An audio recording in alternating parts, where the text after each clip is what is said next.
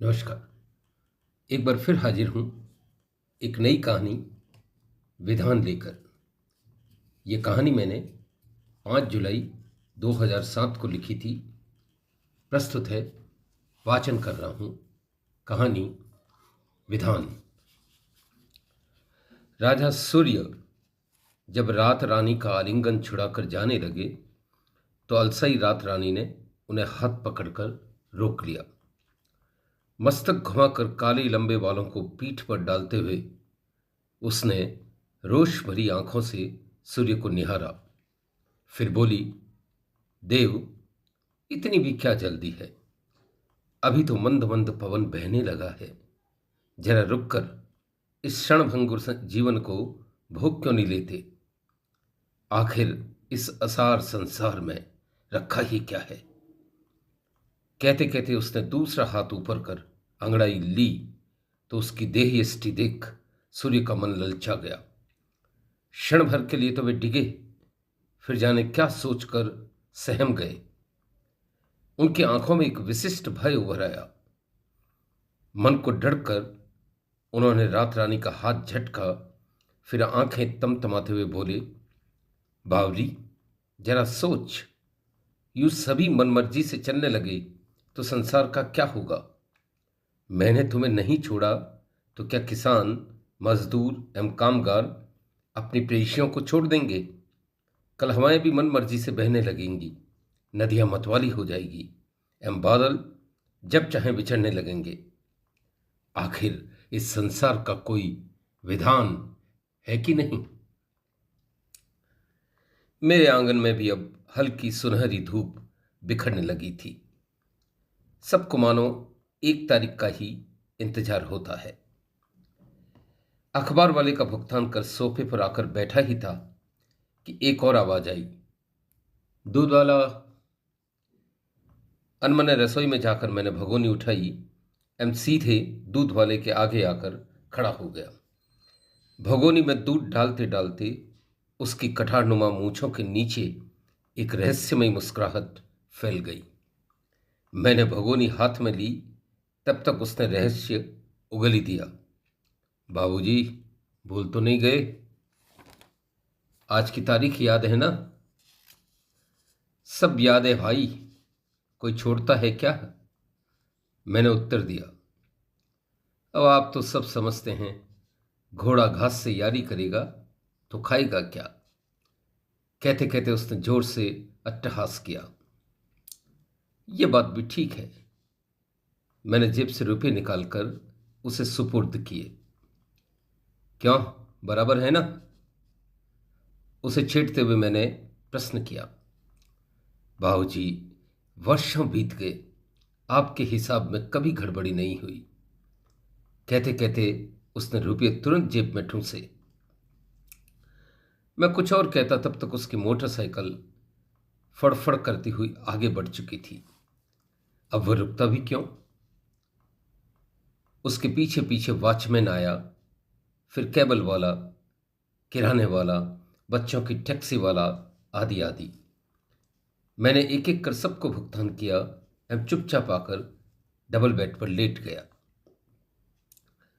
उधार चुकाने के बाद कैसा अतीन्द्रिय सुख मिलता है।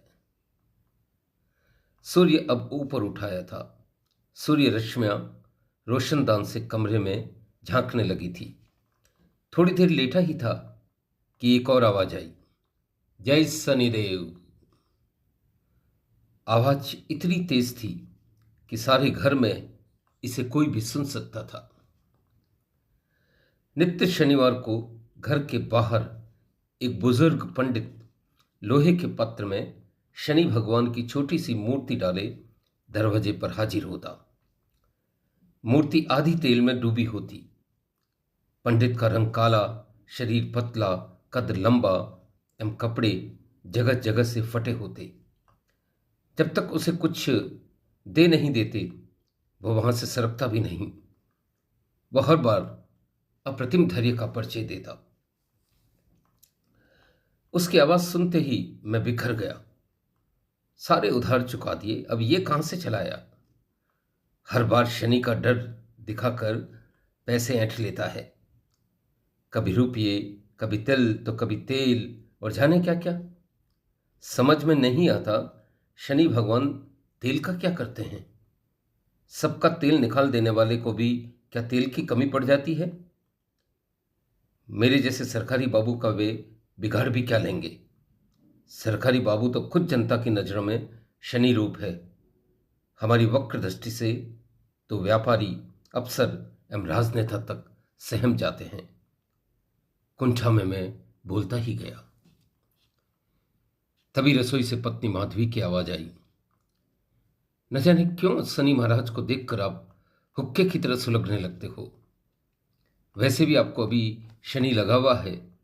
कल ही ज्योतिषी को आपकी पत्रिका बताई थी। कह रहा था अभी शनि का 8वां ढैया है, मरणांतक कष्ट भोगने पड़ेंगे। भुगतोगे तो नानी याद आएगी। सबको इतना पैसा चुकाते हो, उसे भी कुछ दे दिया तो क्या आसमान फट जाएगा। आपको भी तो प्रसन्न करने के लिए लोग रिश्वत देते हैं, वो तो चतुराई से जेब में रख लेते हो। 10 रुपए इसे भी दे दिए तो कौन सा आसमान गिर जाएगा। कुछ पुण्य करेंगे तभी तो ना पाप कटेंगे। वह राजनेता की तरह सभी बात एक सांस में कह गई। 10 रुपये? क्या पैसे झाड़ में लगे हैं? मैं लगभग चीखा। दे भी दो, सुबह सुबह बहस मत किया करो। उसने मानो निर्णय देते हुए से आदेश जारी किया। बाहर खड़ा पंडित इस वार्तालाप का आनंद ले रहा था। उसे पता था अंततः हर घर से कुछ न कुछ मिल ही जाता है। मैंने बाहर आकर उसे 20 रुपये दिए। जय शनिदेव कहते हुए उसने रुपयों को माथे से लगाकर अपने हाथ में लटकती एक गंदी थैली के हवाले किए। उसके जाते ही मेरा क्रोध फूटा। हमारे देश में बस चमत्कार को नमस्कार है। अगर कोई वैल्यू है तो बस न्यूसेंस वैल्यू। हम सिर्फ उन्हीं को आदर देते हैं जो हमारा कुछ बिगाड़ सकता है। समझ में नहीं आता नवग्रहों में लोग शनि से क्यों इतना डरते हैं। कहते हैं कि बृहस्पति ज्ञान का दाता है, बुध विवेक का, शुक्र वैभव का एवं चंद्रमा शांति का। पर इनके नाम पर कोई दान नहीं देता। शनि के जगह जगह मंदिर हैं। हर मंदिर के बाहर भीड़ उमड़ती है। उनकी वक्र दृष्टि से हर कोई डरता है। सभी एक टांग पर खड़े रहते हैं। कोई उनके नाम से तेल चढ़ा रहा है, कोई तिलदान कर रहा है, तो कोई मंत्र जाप कर रहा है। यह तो वही बात हुई कि शहर में गुंडे को तो सभी नमस्कार करते हैं, एवं सज्जन को कोई सूंघता भी नहीं। मैं बिना रुके बोलता गया। थोड़ा सोच समझ कर बोला करो। देवों की पूजा नहीं कर सकते तो प्रताड़ना तो मत किया करो। खुद तो ढैया भुगतोगे ही, हमारी भी शामत करवाओगे। कहते कहते माधवी के चेहरे पर एक विचित्र भय उभर आया। उसके बाद कुछ हद तक ठीक भी थी। मैंने कई लोगों को 7.5 एम ढैये में भुगतते हुए देखा था। हमारे पड़ोसी शर्मा जी को 7.5 लगी, तब वे 2 बार दुर्घटनाग्रस्त हुए, कारोबार बैठ गया एवं यहां तक कि उनका लड़का मानसिक ज्वर से मरते मरते बचा। इन सब बातों को याद कर मैं कांप गया। हाँ, शनिदेव के प्रति मेरा क्रोध बरकरार था। इत्तेफाक से अगला 1 वर्ष मेरा बहुत बुरा बीता। एक बार बैंक से 20,000 रुपये लेकर आ रहा था तो कोई पर्स उड़ा ले गया। उसके कुछ रोज बाद घर में चोरी हुई। श्रीमती जी का सारा सोना स्वाहा हो गया। 6 महीने पूर्व ऐसी स्किन एलर्जी हुई कि अब तक खुजा रहा हूं। अभी 10 रोज पहले ऑफिस से मोटरसाइकिल पर आ रहा था कि एक चलती ट्रक के किनारे से भिड़ गया। गनीमत थी कि बच गया, पर बचते बचते भी कंधे की हड्डी टूट गई। गत 10 दिनों से खाट में पड़ा हूं। न करवट बदल सकता हूं, न कोई काम कर सकता हूं। बस पड़े पड़े शनिदेव को कोस रहा हूं। तुम देव हो या दानव? सुना है देवता तो सदैव कृपा बरसाते हैं। जरा सा भला बुरा क्या कह दिया? आप तो लठ लेकर पीछे पड़ गए। देखता हूं और क्या क्या बिगाड़ते हो। कोई आपको भी समझाने वाला है कि नहीं? काणे को काना कहना गलत है क्या? आप तो सांस ही नहीं लेने दे रहे। पता नहीं कैसे देव हो। शनिदेव के प्रति मेरा विरोध चरम पर चढ़ बैठा था। आज फिर शनिवार था।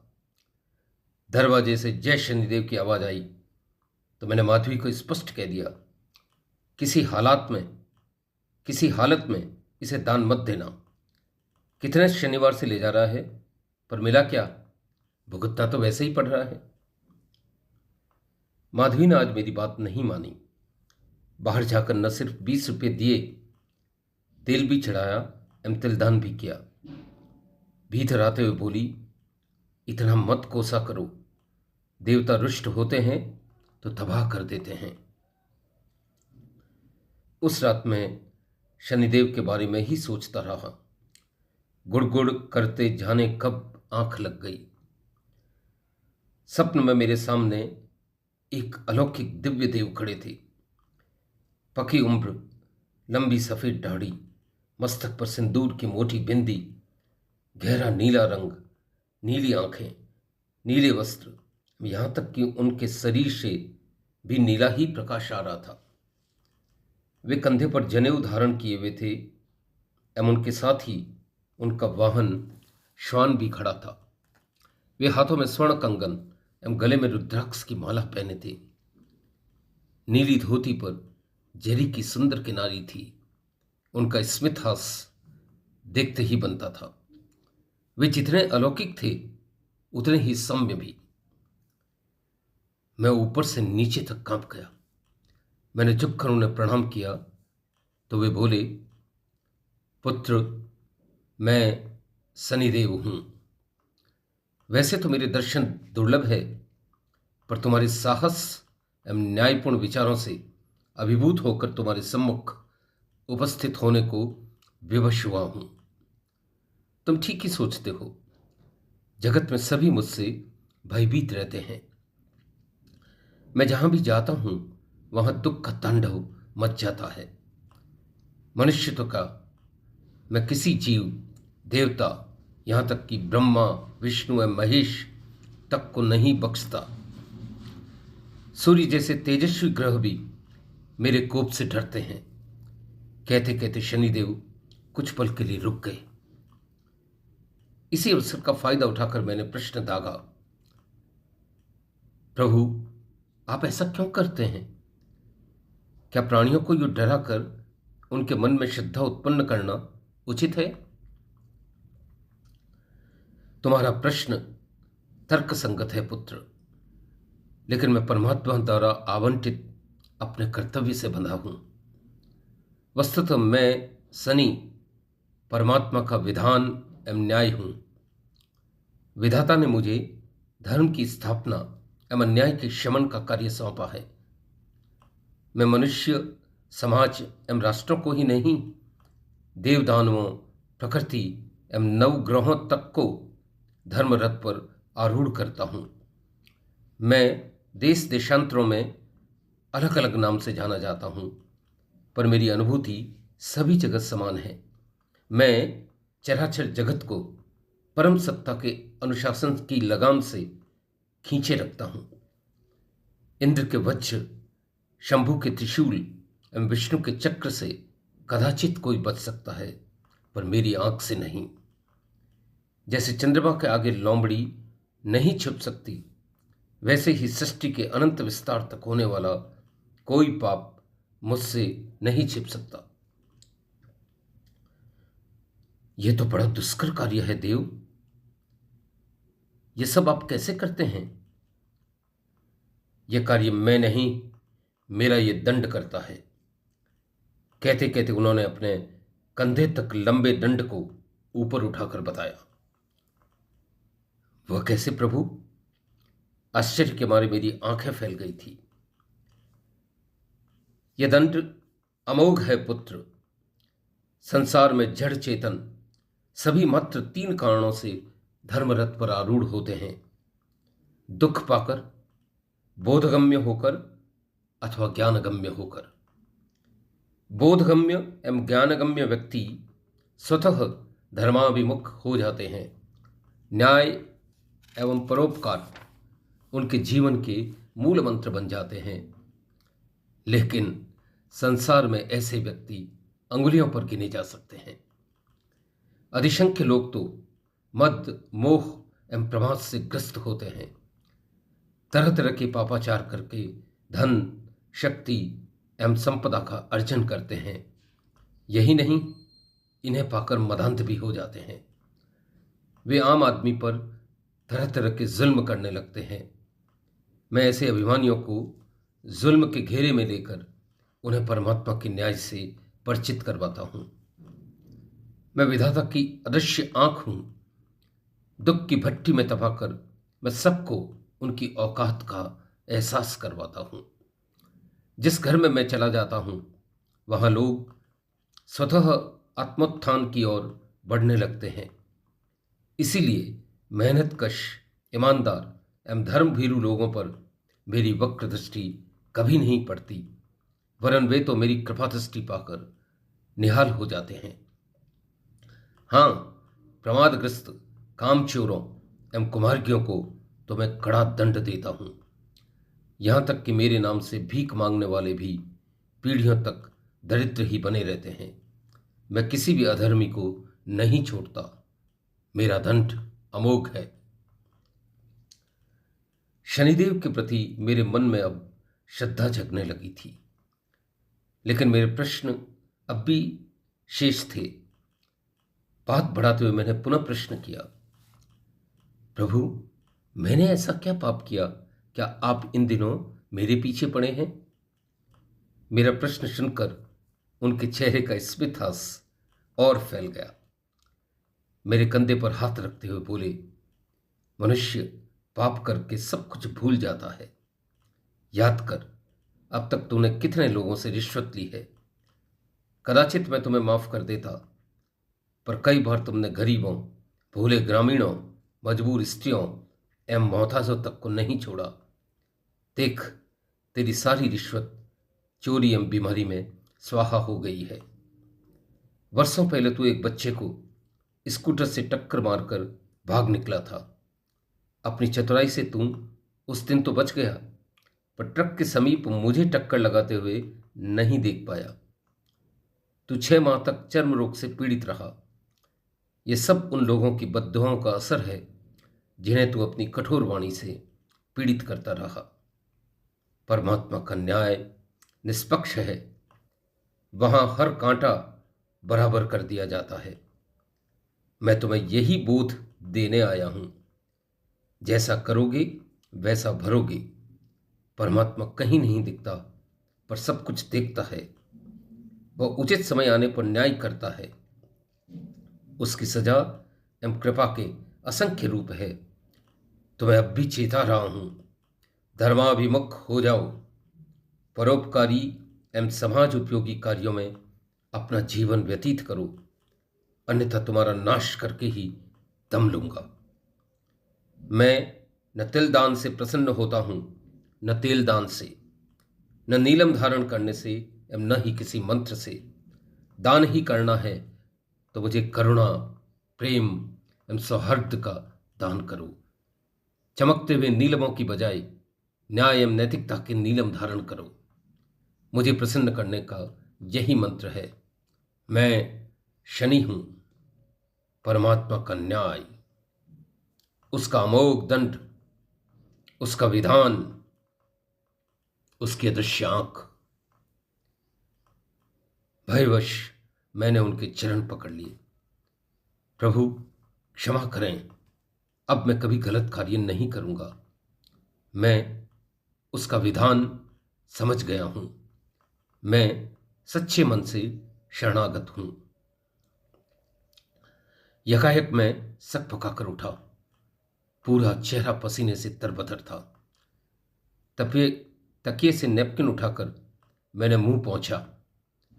सवेरे की ठंडी हवाओं से मन कुछ पल में शांत हुआ। दूर मंदिर से आती घंटियों की आवाज के साथ आरती की स्वरलहरियां भी कानों में गूंजने लगी थी। तुम पूर्ण परमात्मा, तुम अंतर्यामी, पार ब्रह्म परमेश्वर, तुम सबके स्वामी। अब तक इन पंक्तियों को मेरे कानों ने ही सुना था। इनका गूढ़ार्थ समझकर आज मेरा अंतर्श्वास महकने लगा था। धन्यवाद।